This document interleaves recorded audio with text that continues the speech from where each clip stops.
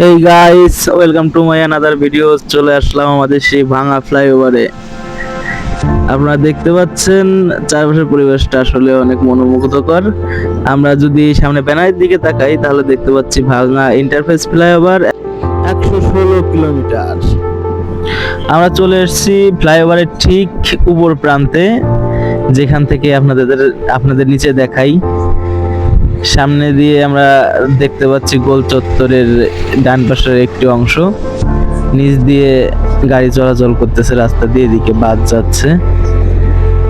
এখানে সব ডাইরেক্ট লাইনের পরিবহন চলাফেরা করে। এখানে গতিসীমা 40। ঠিক মেন পয়েন্টে, ঠিক মাঝ বরাবর যে ফ্লাইওভারের মেন পয়েন্ট, আমি সেখানেই দাঁড়িয়ে আছি। আর যে ডান দিকে আপনারা যদি লক্ষ্য করেন তাহলে দেখতে পাবেন দুটি খণ্ড, এবং আমাদের রাস্তার সেই মাধুর্যতা লক্ষ্য করতে পারছেন। আর নিচে যে রাস্তাটা আমরা দেখতে পাচ্ছি যে একটি বাস আসছে, এটি ফরিদপুর যাওয়ার রাস্তা। এখান দিয়ে বাস চলাচল করে, ফরিদপুর থেকে যায় এবং ফরিদপুর থেকে আসে। আমরা যদি বাম পাশে খেয়াল করি তাহলে দেখতে পাচ্ছি সৌর লাইট দিয়ে এখানকার পরিবেশ আলোকিত করা হয় রাত্রে। আমরা চেষ্টা করি ওই পাশে যাওয়ার, অনেক গাড়ি তো একটু রিস্ক পার হওয়া, তো আমরা অবশ্যই আপনাদের দেখানোর চেষ্টা করব রাস্তার ডান সাইডে গিয়ে। ওই সামনে দেখতে পাচ্ছেন বোর্ড, সেই বোর্ডের সাইড দিয়ে আমাদের যেতে হবে অপোজিট রাস্তায়। এখানে রাস্তা আছে, আর আমরা এখান যদি নিচের দিকে তাকাই তাহলে ফাঁকা। আবার রাস্তা আছে ওই যে ফরিদপুর যাওয়ার রাস্তা, ওইটা। চলেন আমরা সামনের দিকে অগ্রসর হই, দেখি আমরা ওপাশ থেকে কি কি লক্ষ্য করতে পারি, কি কি দেখতে পারি। এই সেই ইন্টারফেস যে ব্যানারটা লেখা ছিল, সেই ব্যানারটি আমরা দেখতে পাচ্ছি। এর পাশ দিয়ে আমরা যাওয়ার চেষ্টা করি, একটু উঁচু। চলেন দেখাই আপনাদের। এদিক দিয়ে হচ্ছে বাস যায়, সরাসরি মাওয়ায় যায়, এদিক দিয়ে গাড়ি চলাচল করছে। এখানে হচ্ছে মেন পয়েন্ট ভাঙার। তবে একটা আমরা দেখে আসছি, এটা অপোজিট সাইড, এখান দিয়ে সব বাস আসে আর ওইটা দিয়ে হচ্ছে যায়। আমরা দেখি কিছু সময় রাস্তার দিকে খেয়াল রাখি, আমরা কিছু পরিবহন দেখার চেষ্টা করব। একটা বাস, বড় পরিবহন সোহাগ। আরেকটি পরিবহন আমরা সামনে দেখতে পাচ্ছি, দেখি আমাদের রেসপন্স। হ্যাঁ, রেসপন্স দিয়েছে সে, বাহ, ধন্যবাদ। লামিয়া না লাবিয়া, এবং একটি প্রাইভেট কার যাচ্ছিল সাথে। আমরা নিচের দিকে খেয়াল করি, আমরা দেখতে পাচ্ছি আর দুইটি চত্বর। আমরা ওপাশ থেকে দুটি চত্বর লক্ষ্য করেছি, এদিকে আর দুটি চত্বর। সামনে ওইটা হচ্ছে সানলাইট, ওটা সৌর প্যানেল। এটা রাত হলেই অটো সুইচ দেওয়া, রাত হলেই অটোমেটিক জ্বলে ওঠে আর চারদিকের পরিবেশকে আলোকিত করে। আপনারা অবশ্যই যদি এদিকে আসেন তাহলে এই প্রাকৃতিক সৌন্দর্য উপভোগ করার সাক্ষী হয়ে যাবেন। আসেন আপনাদের সামনে আরেকটু দেখাই গিয়ে। পরিবহন আসছে, দেখি রেসপন্স। হ্যাঁ, রেসপন্স দিয়েছে, ধন্যবাদ।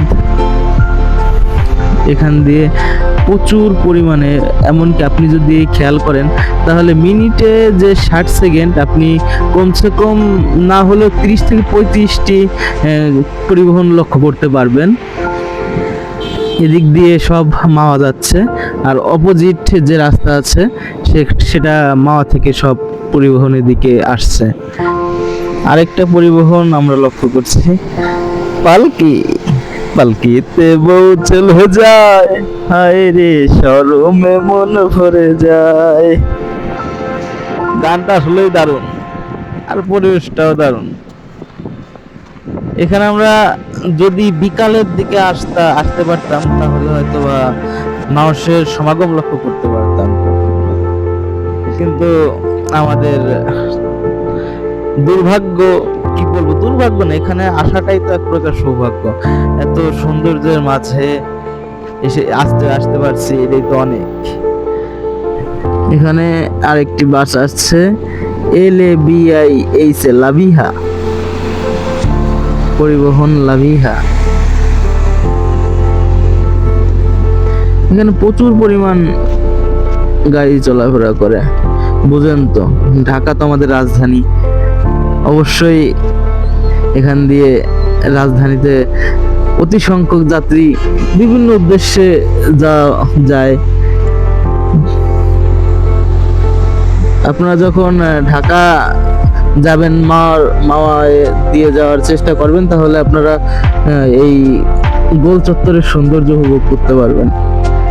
যে আমাদের এখানে এই ফরিদপুরের ভাঙায় এত সৌন্দর্যমণ্ডিত একটি স্থান, যেখানে আসলেই মোটামুটি প্রাকৃতির যে অপরূপ সৌন্দর্য আছে এটা আমরা লক্ষ্য করতে পারবো। আচ্ছা, এখানে গতিসীমা 40, আর ওইটাই হচ্ছে গিয়ে এটা 40 গতিসীমা। এদিক দিয়ে বরিশাল থেকে আসে আবার যায়, আর এদিকে হচ্ছে গিয়ে গতিসীমা 80। সামনে তো রাস্তা আছে, যার কারণে এদিকে ওজন এখানে 27 টন পর্যন্ত মালামাল পরিবহন করা যাবে। নির্ধারিত দেওয়া থাকে, কিন্তু কয়জনই বা মানব বলেন?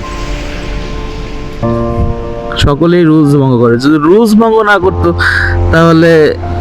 তাহলে আমাদের এই দেশটাও ভালো থাকতো, আর দেশের মানুষগুলো ভালো থাকতো।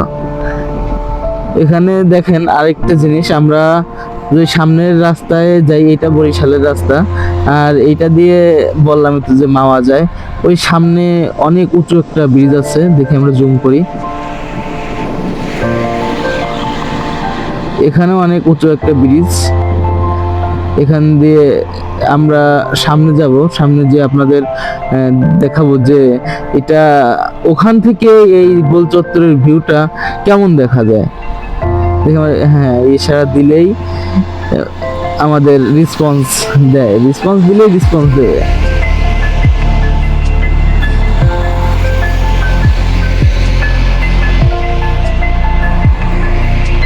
এখানে অনেক বহু পরিমাণ প্রাইভেট কার এবং মাইক্রোবাস যায়।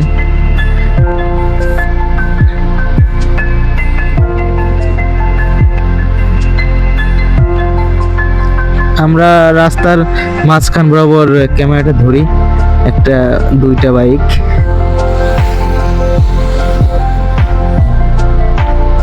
তবে এইটা রেস করার জন্য বেস্ট একটা রাস্তা। এখানে মোটর বাইকাররা আসে রেস দেওয়ার জন্য। রেসপন্স লাইটই নষ্ট।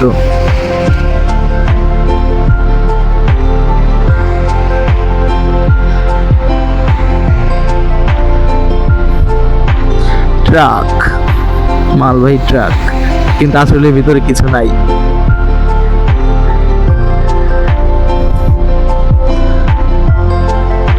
আরেকটা বাইক, আরেকটা বাস। এখানে আসলে এদের গতি এমনিতে বেড়ে যায়, ক্যামেরায় দেখা যাচ্ছে তাই মনে হচ্ছে যে আস্তে, এই বাইক আস্তে যাচ্ছে যদিও, কিন্তু বাসটা অনেক গতিতে গিয়েছিল। এখানে বৃষ্টি হয়েছিল একটু আগে, কিন্তু এখন মোটামুটি পরিবেশটা স্বাভাবিক, আবহাওয়া স্বাভাবিক আছে এখন। এই চারপাশে রাস্তার এই যে যায় সাইড, মাঝখান দিয়ে যে সুন্দর ফুলের গাছ লাগানো, এই মূলত এই ফুলের গাছ লাগানোর জন্য আরো বেশি সৌন্দর্য এর ফুটে ওঠে এই জায়গার।